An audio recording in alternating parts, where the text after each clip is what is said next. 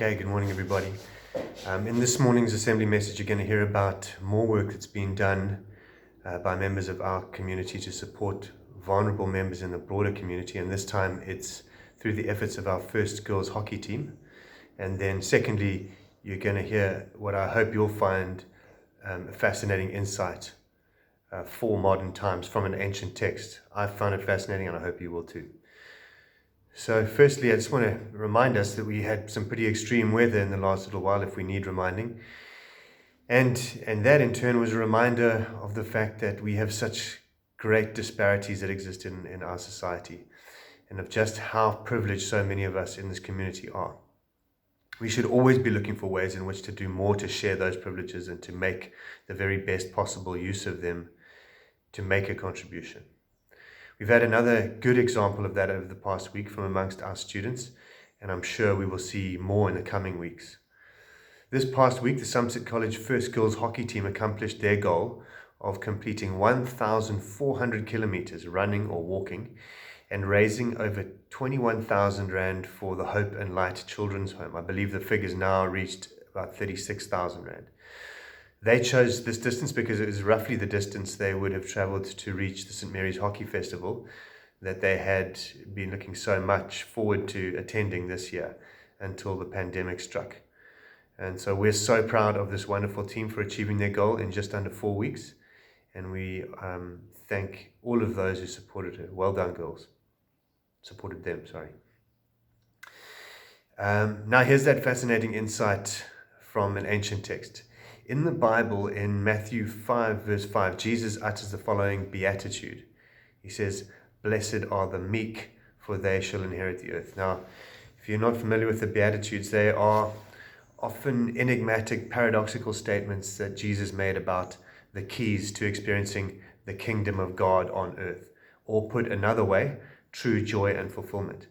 And I was reminded of this verse when I was listening to a talk given by a psychologist about the importance of living an integrated life, where your spouse believes and your actions are brought into alignment.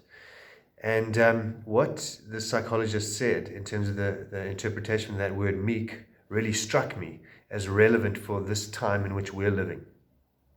Now, I had always understood, I'd heard people say meek doesn't mean weak. There's a strength in it and all that sort of thing. But here's a really interesting definition from Bible Hub, which is a great place to go for commentaries and interpretations of these scriptures. And so this meaning of the word meek is really one who has the passion of resentment under control and is therefore tranquil and untroubled.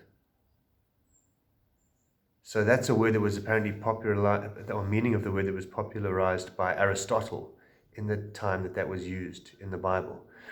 And it's so interesting because, to me, so much of what is driving our expressions in public, or people's expressions in public these days, is resentment. You see resentment of the lockdown regulations, resentment of the president's rulings, of leadership in general, and of so much else. And the problem with that is that if we allow resentment to become one of our major driving forces, I think it's inevitable that we begin to see ourselves as victims. And if we see ourselves as victims, the chances that we are going to be able to actually exert agency in our lives, make our lives better, and then help out others are massively diminished.